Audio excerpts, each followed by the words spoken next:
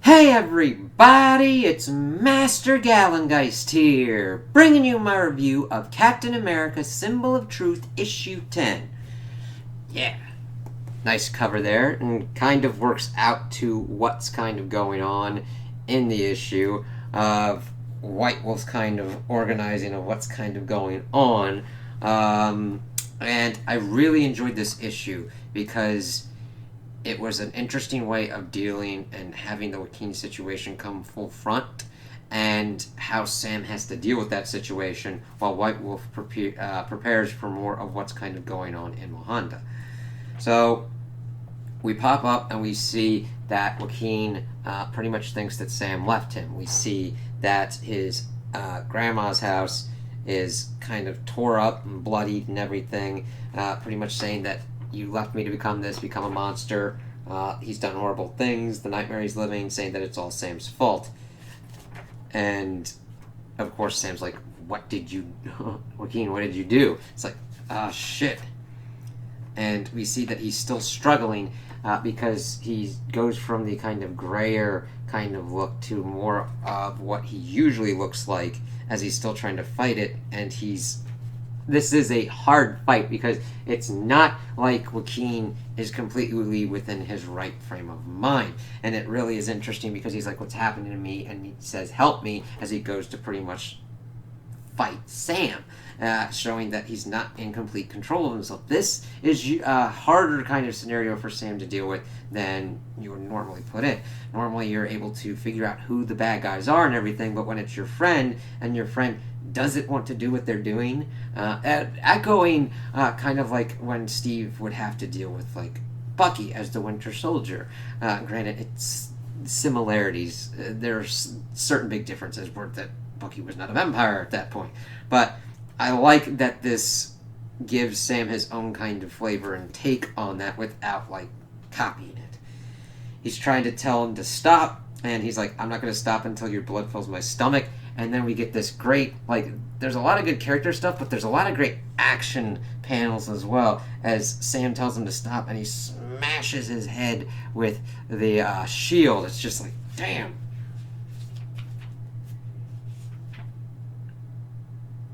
Pretty much saying that this isn't you, Joaquin. Now, here's a little bit that we're going to have to, like, Red Wing pops up and pretty much bites him. Now, granted, Red Wing was kind of turned vampire-ish, and we learn later on in this issue that it was a chemical that White Wolf did, not like some kind of vampire thing, at least at the moment. It could be a vampire-made chemical or whatnot. So we'll have to see if Sam being bitten by Red Wing produces any vampire effects. I could go either way on it, but we'll kind of have to see. And of course, this is kind of confusing,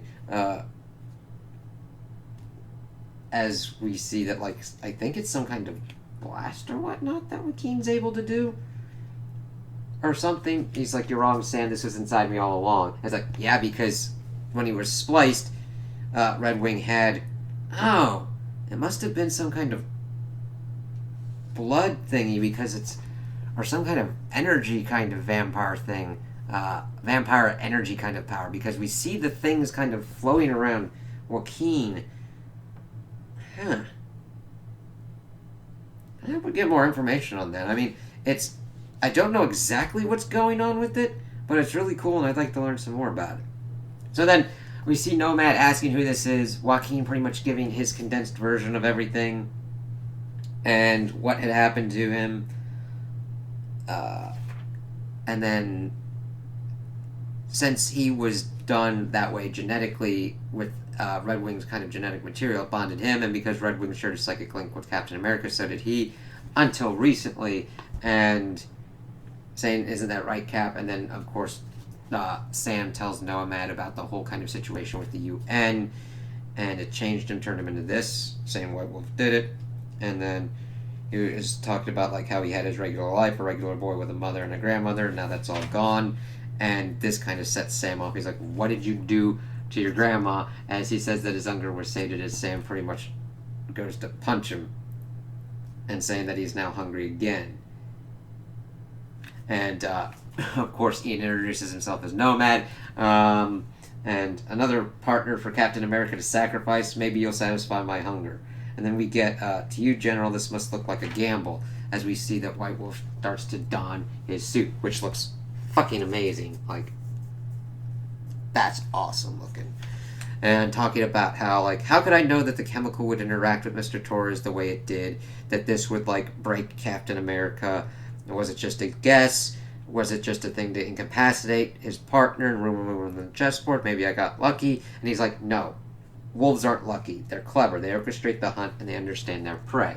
Talking about how he did this, and I kind of like this. It lays out his processes and how he thinks and how he does his plans. Like, now granted, you kind of need that because this is visual and you can see through the panels, so it's showing, but you also need to tell this because it's kind of hard to tell that. Hard to show that without telling some of it. Saying that when the prey exhausts itself, that's when we move in, General.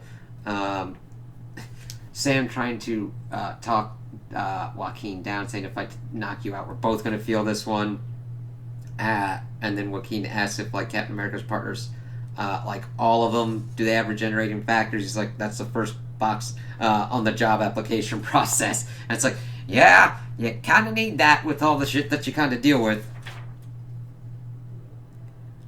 And then Sam's trying to talk to him like, I didn't abandon you. I came to get the people who did this to you. I'm trying to help you. And Nomad's like, I don't got wings. I need help, please. And Sam's still trying to get through to Joaquin. He's like, I don't care if I gotta knock out this thing that you've become to get to you. So Nomad's like, help. And Sam apologizes as, I think it's Sam. Did he toss? I know that Nomad's big fucking stick was used to pretty much crack his hand.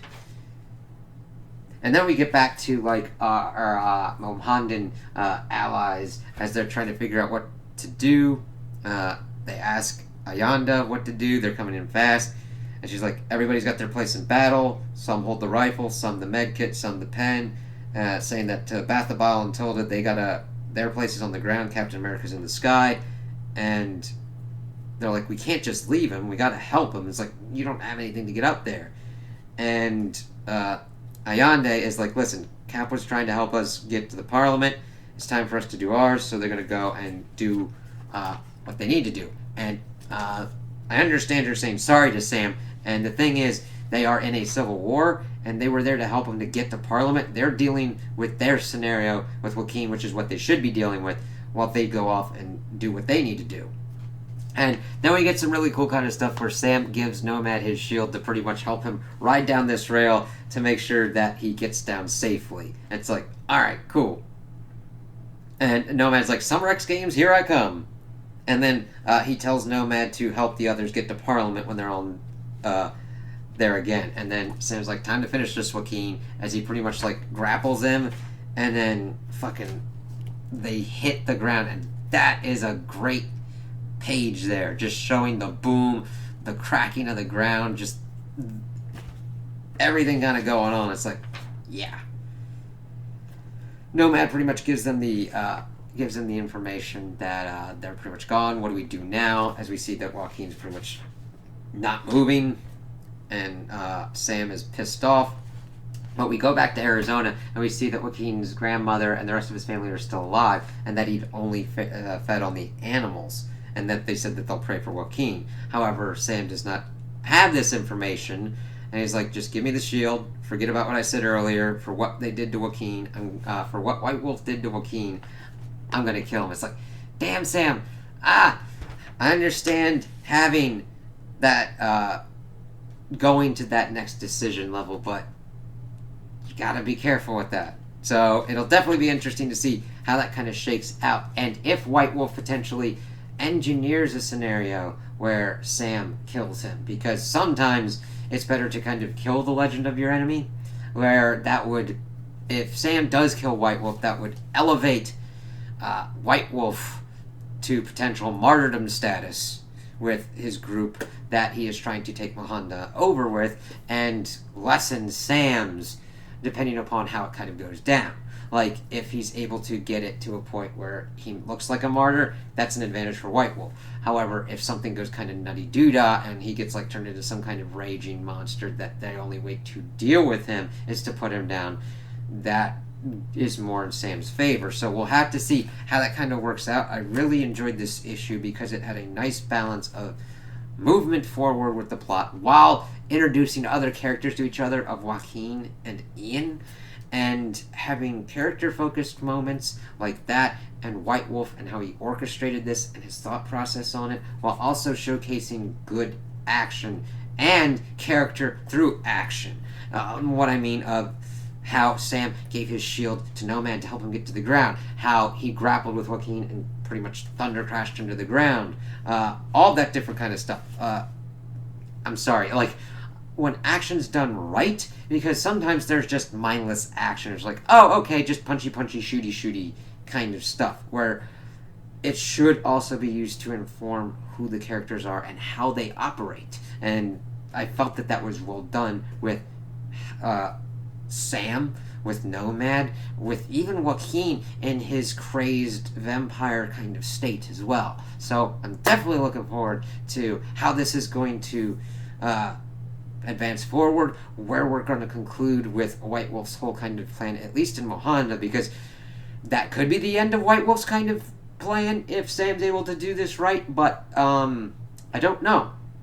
Now, granted, if White Wolf is not completely taken off the board for some kind of like capacity where Sam actually like arrests him or whatnot, we do know that there is a Cap-centric event that's coming up that's dealing with like that potentially has like the Outer Circle also involved with Steve and all that. So we'll see if this goes on the back burner or if everything kind of melds together and White Wolf hooks up with them or whatnot, which would be a horrendous kind of idea for our heroes, but it would lead to some interesting kind of outcomes to see if White Wolf jives with the organization or if he's like, I'm going to take this shit over and do my shit.